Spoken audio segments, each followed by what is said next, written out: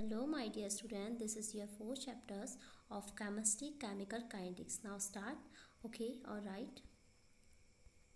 First topic is chemical kinetics. Okay, is the branch of chemistry. ये भी आपके पास क्या है, chemistry की branch है which deals with the study of rates. Rates means होता है कितना वो fast है कितना slow है. It means कोई भी आपके पास reaction है उसके study करेंगे rates पे.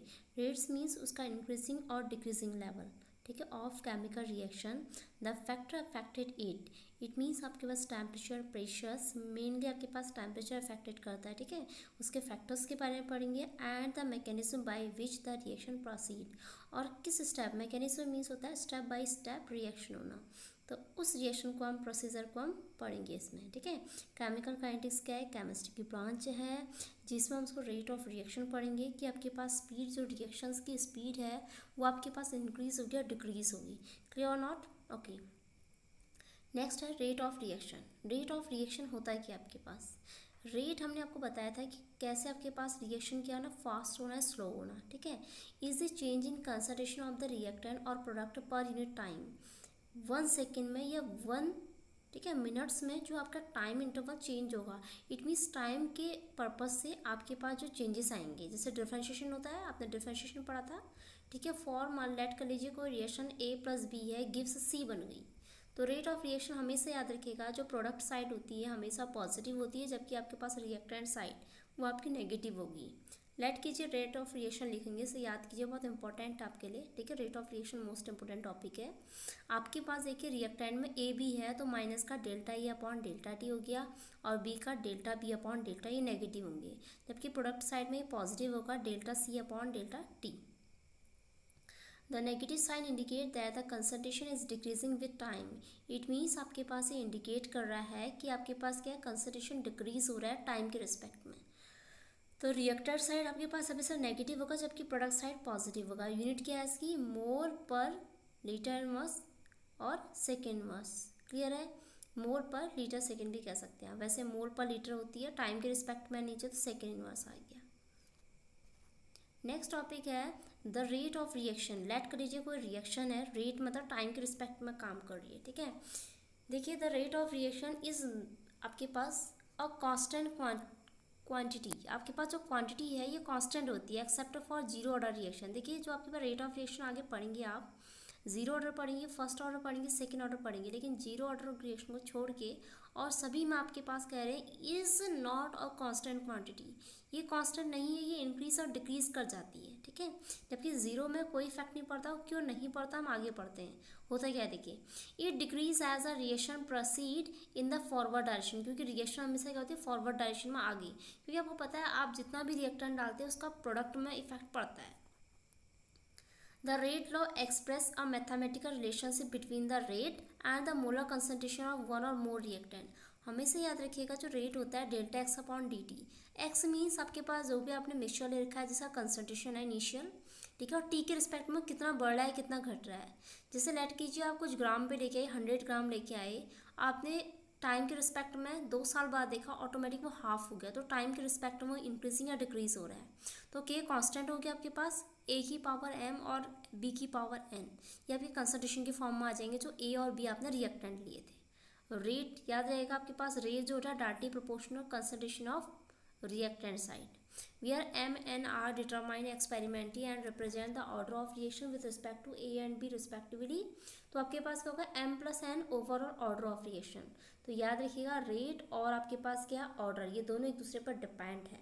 ठीक है, तो m + n जो इनका रेशियो है m + n, ये क्या हो जाएगा आपका ऑर्डर ऑफ रिएक्शन.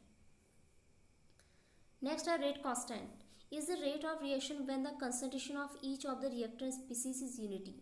लेट कीजिए रेट कांस्टेंट आपके पास is a rate of reaction when concentration of each of the reactant species. जो कंसंट्रेशन में आपने ए और बी लिया था, लेट कीजिए उनको 1 कर देंगे तो रेट कांस्टेंट किसी के इक्वल आएगा.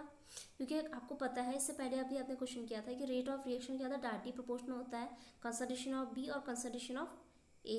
ठीक है, ए और बी अगर लेट कर लीजिए आपके पास रेट जब कांस्टेंट, अगर वैल्यू आपको के की वैल्यू फाइंड आउट करनी है तो आपको पता है जो आपने रेट ऑफ रिएक्शन निकाला था वो के ठीक है, ए की पावर और बी की पावर था, ए और बी 1 हो जाएंगे तो ऑटोमेटिक रेट ऑफ रिएक्शन किसके इक्वल हो जाएगा आपके पास, के इक्वल हो जाएगा। इट इज रिप्रेजेंटेड बाय के is also called specific reaction rate और वेलोसिटी कांस्टेंट, इसको इन नेम से भी ठीक है कंप्लीट किया जाता है। नेक्स्ट है ऑर्डर ऑफ रिएक्शन। ऑर्डर निकालने के लिए देखिए, it defined as a sum of the exponent to which the concentration terms are raised in the rate reaction और रेट लॉ। इसमें आपसे ऑफ द रिएक्शन, कोई रिएक्शन एलेक्ट कर लीजिए तो उसका कंसंट्रेशन, जैसे आप ए और बी दो आपके पास कंसंट्रेशन है, तो ऑर्डर निकालने के लिए हमेशा याद रखिए, पहले हम क्या करेंगे, कंसंट्रेशन लेंगे, पूरी रिएक्शन लिखेंगे, उसके बाद आपके रिएक्टेंट साइड में ए और बी की वैल्यू है उसे लिखेंगे, और याद रखिएगा ए और बी लेट कीजिए 2a है प्लस 3b है, तो 2a है तो a की पावर में 2 आएगा, 3b है तो b की पावर में 3 आएगा, तो उसके जो पावर में है वो डिपेंड करता है, किससे पहले भी हमने निकाला था, ठीक है, पावर ऐड हो गई थी, m+n हो गया था। It can be fraction zero और एनी होल नंबर, और आपको पता होना चाहिए कि जो पावर है, पावर आपका फ्रैक्शन में भी होता है, जीरो भी होता है, होल नंबर होता है। तो ऑर्डर निकालने में क्या करते हैं, देखिए फर्स्ट लाइन में ही लिख रखा है कि is defined as sum of the exponent, जो उसकी पावर होती है उसको सम करेंगे तो ऑर्डर निकलेगा। याद रहेगा, बहुत इंपॉर्टेंट है, पेपर में बहुत बार रिपीट हुआ बोर्ड में कि ऑर्डर ऑफ रिएक्शन ऑफ मॉलिक्यूलिटी बताइए, तो ऑर्डर क्या होता है, जो सम ऑफ द एक्सपोनेंट ऑफ जो पावर है, ठीक है, कंसंट्रेशन की पावर में लिया उनका सम करेंगे तो ऑर्डर आ जाएगा। नेक्स्ट है मॉलिक्यूलिटी।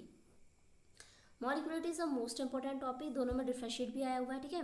इससे पहले जो आपके पास ये निकाला आपने, देखिए फर्स्ट वाला टॉपिक ऑर्डर, ये आपके पास याद रखेंगे, यहाँ पर आपसे कहा है कि फ्रैक्शनल जीरो और होल नंबर, जीरो भी हो सकती है, जबकि मॉलिक्यूलिटी क्या है, defined as the number of the reactant speed particles, ठीक है, एटम्स मॉलिक्यूल्स और any species which collide simultaneously to bring about the chemical changes. ब्लैड कर लीजिए, हमने इससे पहले कहा था 2a + 3b बोला था, तो 2 और 3 जो है वो डिपेंड करता है आगे से नंबर, वो कभी जीरो नहीं हो सकता है, वो मॉलिक्यूलिटी आगे का जो नंबर होता है एग्जैक्ट वही होता है, वो पावर में भी नहीं आता है मॉलिक्यूलिटी में, ठीक है। इट इज़ थ्योरेटिकली कॉन्सेप्ट है, ये हम theory without any mathematical calculation क्या करेंगे। It's a value is always a whole number, ये कभी जीरो नहीं होगा, ये हमेशा होल नंबर होगा। It is never more than 3, ये 3 से ज़्यादा नहीं होता, it can not be zero, और जीरो नहीं आता इन दोनों में ऑर्डर, और आपके मॉलिक्यूलिटी में ये बहुत ज़्यादा डिफ्रेंशिएट करता है कि फर्स्ट वाला ऑर्डर जो है वो जीरो हो सकता है, लेकिन मॉलिक्यूलिटी जीरो नहीं हो सकती। अब है फर्स्ट ऑर्डर। फर्स्ट ऑर्डर में a reaction is said to be first order if its reactions rate is determined by the variation of one concentration terms only.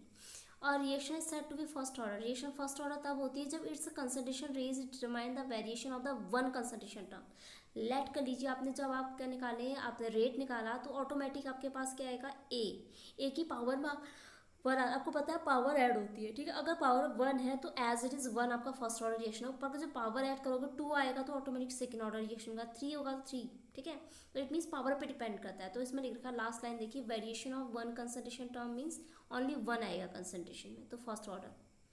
The integer rate equation express the concentration of reactant as a function of time.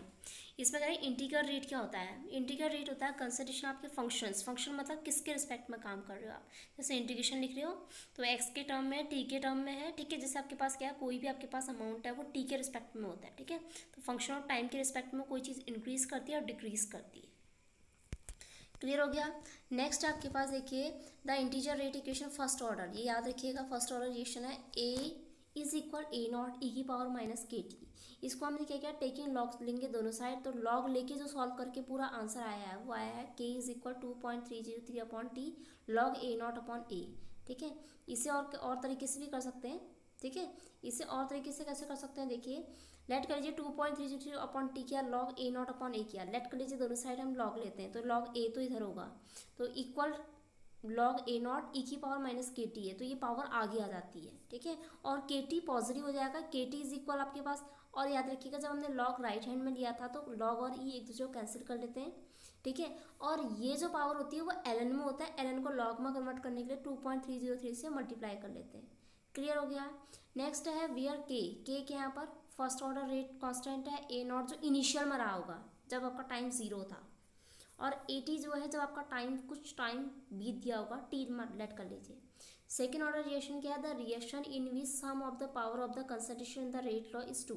आपको पता है जो ऊपर की power होती है उनको add करके अगर 2 आए तो सेकेंड ऑर्डर रिएक्शन, तो rate is equal D x upon D T, के ए की पावर है और बी की पावर है, दोनों को ऐड किया तो 2 आ गया। अच्छा फर्स्ट ऑर्डर रिएक्शन अब आपको पूरी कॉपी में करके सॉल्व करके बताएंगे, तो आप याद रखिएगा, इसमें कन्फ्यूजन मत होइएगा। AT is equal A0 e⁻⁻KT, दोनों साइड हम लॉग लेंगे देन सॉल्व करेंगे, ठीक है। तो एक बार आप ही ट्राई कीजिएगा, ठीक है। नहीं आएगा तो हमसे क्वेश्चन पूछिएगा, हम आपको नोट्स में देंगे नीचे, ठीक है, क्वेश्चन पूछ लीजिएगा। तो इट मीन्स सेकंड ऑर्डर भी आ गया, क्योंकि सम 2 होगा then second order. Zero order में आपको पता है इनका पावर में अगर जो ऐड करेंगे 0 आएगा तो 0। Those reaction in which rate of reaction does not change with concentration of the reactant, जो रिएक्टेंट है जैसा है एज इट इज, मतलब आपके पास देखिए, कभी आपको पता है किसकी पावर 0 होती है तो हमेशा उसको क्या मानते हैं, हम 1 मान लेते हैं, कोई चेंज नहीं होगा। रेट लॉ क्या होगा इसका एक्सप्रेस करेंगे तो K A की पावर 0 और B की पावर 0 ऐड करेंगे, 0 + 0 0। हाफ लाइफ पीरियड क्या देखिए, it is a time required for the initial concentration of the reactant reduce to the half. इससे पहले जो इक्वेशन थी आपकी फर्स्ट ऑर्डर रिएक्शन में, उसकी जगह पे आपने क्या करना है, वैल्यू पुटअप करोगे, तो वैल्यू पुटअप करने के बाद आपके पास हाफ और लाइफ पीरियड में सॉल्व करोगे, टी की जगह टी हाफ रखोगे, ठीक है। वहाँ था आपके पास 2.303 टी था, के को ऊपर लेंगे, ठीक है। लॉग जो था कि अब अच्छा लॉग में आपके पास जो वैल्यू सॉल्व आउट करके 2 आती है, लॉग 2 की वैल्यू 0.303 होती है और 2.30 से मल्टीप्लाई होकर देन इतना सॉल्व हो जाएगा। क्लियर हो गया। an इज इक्वल A0/2 की power n time of nth fraction of first order process, t 1/n is equal 2.30/k log. Last वाला फॉर्मूला इतना इंपॉर्टेंट नहीं है जितना आपके पास ये है हाफ लाइफ पीरियड का फॉर्मूला, ये भी हमारा फर्स्ट ऑर्डर से आया। फर्स्ट ऑर्डर की जो इक्वेशन है उसकी जगह आप क्या रख दोगे, जो फर्स्ट ऑर्डर इक्वेशन है उसी की जगह आप वैल्यू पुटअप कर देना, देन आपके पास ये आपका सॉल्व हो जाएगा, ठीक है। इसको हम कॉपी में सॉल्व करेंगे, half life period of first order reaction, ठीक है। बहुत ज़्यादा इंपॉर्टेंट है आपके एग्जाम्स के लिए, ठीक है। ये आपके क्वेश्चन हैं, इसका फिर कॉपी में कीजिएगा नीट एंड क्लीन, ठीक है। और आपके पास rate of reaction, order, molecularity, ठीक है, फर्स्ट ऑर्डर, सेकेंड ऑर्डर और 0 ऑर्डर मोस्ट इंपॉर्टेंट है, और half life period. Okay student, और राइट इसे कंप्लीट कीजिए, और जो आपके जो डेरिवेशन है आपको कॉपीज़ में कंप्लीट करके सॉल्व करके आपको सेंड कर दिया।